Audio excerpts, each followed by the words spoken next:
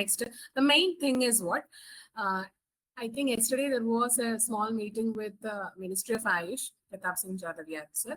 So I think it was a press interview which was being asked. In that he was explaining regarding next exam only, and he was telling like there is a small misunderstanding, not a misunderstanding, there is a small confusion, like the people who have joined in the same batch may not be starting the internship at the same time. So some will be eligible for the next and some will not be writing the next. So that should not happen. So in such case, a query has been, or a commission has been told something like that. Sir has told in the last day's press report. So we'll wait for the press report. Anyway, there will be next exam, but something may be sorting out in the the first guinea pigs type of batch. So in that one, according to the new report, depending upon that, this batch next will be there. So the other thing sir has already explained regarding next. So mainly these are our assumptions. It's not like such type of questions will be only coming for the next. It's not like that. But as it is a practice entry exam, usually for the practice entry exams have been conducted till now for the MBBS students who have already completed in another country and then returning back to India. In such cases, it will be a purely practical oriented question side by side with some of the theoretical aspects and also regarding the basics of the medical knowledge. So in that assumption, the next exam will be also an exam wherein the practice oriented things and testing your knowledge in Samhitas or testing your knowledge in Ayurveda, whatever it is, it will be happening. So till now, when we consider regarding the next exam, regarding the next exam, this is about the committee. It was about the last night committee, wherein the Minister of Ayush has asked about the report regarding whom should write in the same batch who have completed and who have not completed the internship. Like some have started very late. In that cases, that is the latest update which is told. And then when we think about the question, some of the times it will be an OPD question and some it may be an IPD question also. So when when a patient comes to you in an OPD with Trishna, Sweda, Vamana and Kanta Gurgurada, that is the typical symptom which is told. So in such case, what may be the type of shwasa? Such type of questions are being asked in MBBS level of questions, mainly giving the COPD as the COPD symptoms. So in such a case, the question may be like this. So in this way, the type of shwasa is in here, it is Tamaga Shwasa, it may be. And also regarding Lavana Taila Abhyanga. Lavana Taila Abhyanga also, if you are in an OPD and then there is a small amount of Taila and some amount of Lavana, in the cases of emergency management, Hikka and Shwasa, what can be used? In such cases also, the questions can be framed in that way. So this is my assumption. In that ways, this can be the answer like that. So in Roganadana aspects, this can be, as we have the Shwasa as an emergency management, the main Samhita part which is asked with the symptoms can be one of the questions it is. The other one is regarding the Visarpa cases. Most of the time, the Raktamokshana is adverse in the cases of Visarpa cases.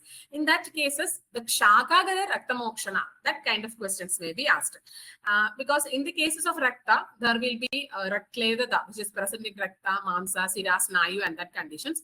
So there will be Shakagada Raktamokshana. So if it is a Raktamokshana will be asked means, there will be a typical case which will be attached with the Raktamokshana and the questions can be framed in such a way. The Shaka and the Raktamokshana cases. Then coming to the Visarpa Chikilsa, this minute things can be asked. Most of the time, we might have studied the theoretical aspects. We might have studied the theoretical aspect, but we may not be remembering what are the minutest to that Chikitsa aspect, Chikilsa principle which is applied there. So there can be an also question wherein the Chikilsa aspect is asked. So I have taken this part wherein Ashtanga it is told as Lankana Chikilsa, Rukshana, Raktamokshana, Vamana and Virechana kind of Chikilsa can be adopted in the Visarpa Chikilsa. Most of the time in the Visarpa IPD cases, we will be doing the Raktamokshana. That is why for an example, I have taken the Visarpa Chikilsa. Then it can be practice-oriented Yoga Vichara. Yoga Vichara, when it we consider, there are hundreds and thousands of yoga which can be asked. But Rasayana type of thing I have selected because Rasayana has an upper hand always. In Ayurveda, the unique thing is about the Rasayana. So in such cases, it can be about Rasayana in that and usually for an upper hand question, I have taken the Rasayana. It can be any other Yoga Vichara also which is asked. So in such cases, there will be Vardhamana Pipali Rasayana according to Charaka, and then Shatavari Rasayana, which is mentioned by Kashyapa, and Shweta Bakuchi Rasayana, typically practical oriented Bakuchi Rasayana, where in every IPD and OPD cases, the Bakuchi Rasayana which is used according to Sushruta. Then Kushta Prayoga Rasayanartha, which is mentioned in Atharva Veda, that can be. So Veda aspect question can be also asked. These are the minutest yoga vichara which can be asked. And that one, there can be also the questions which is leading to the Panchakarma IPD cases. So in that cases, we have already been told that there will be Pittanda Darshana in Virechana, or in the cases of Vamana and Basti, what will be, which is told in the Dosha Vichara. So in Vamana, it can be Kapha Pitta Vata. There will be the order of Dosha.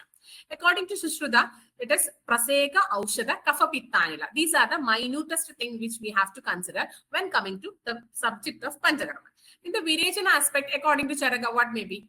So it will be also Pitta Vada Kapha in that, Vada Pitta Kapha in that. So Pitta Anda Darshana in that aspect. Then also Mutra Vit Kapha Darshana, like also which is explained for Sushruta. The same can be asked for Basti also. So in that type of questions, you will have to prepare for Vamana, Virechana, and also for the Basti aspect. Then as it is a practice oriented, there can be a test which is asked. So commonest thing when we come, there will be a conductive deafness test. For that thing, I have taken the simplest test. It can be a hardest thing also, the Weber's test also. Whenever we are doing the Weber's test, there will be for the conductive deafness. So the affected side, how will be? In that case, the questions can be framed like that. Like a patient A comes to a clinic and then you suspect the cases of conductive deafness. In that case, the Weber's test, how it will be. So it can be also, in that way also, the questions can be framed. And the commonest thing which we encounter in our practice is regarding facial palsy conditions. In the facial palsy condition, it will be always the opposite side of the face will be involved. So mostly which palsy, which nerves is affected. So it will be the supranuclear facial palsy. So it can be such kind of questions. Then otherwise, there can be one more question where the MCQs can be asked, or regarding the CPR or the first aid questions can be asked. So in that cases, if we are giving the CPR in the cases of adults. So this is the commonest thing which is always asked in the cases of CPR questions. When we are doing the chest compression, what should be the ratio of chest compression? It is 30:2, which is coming for the chest compression. When we are going to do a first aid, so you find out like the patient is having a nose bleeding. So but you have to give the first aid. So in such cases, in which position the first aid should be given? So it is always the leaning forward position which is to be done in the cases of nose bleeding and the CPR management. Then it can be a burn condition, then it can be a snake condition. Usually the snake bite condition, what can be the first aid conditions. And in the cases of chemical burn, usually the patient comes in the OPD or anywhere in your daily life also, you might be encountering the chemical burn condition. So in a chemical burn condition, the first aid will be regarding the under the tap water running. So how much time it should be kept? That is the most specific. So it will be 15 to 20 minutes it should be kept under the running water. And also regarding a patient comes to a clinic with profuse sweating, what may be the cause? It can be a heat exhaustion cases. So such kind of things will be or can be asked in the cases of this. This is from my part, which I think can be asked. And we'll just wait for the next report and also regarding the next classes of NExT.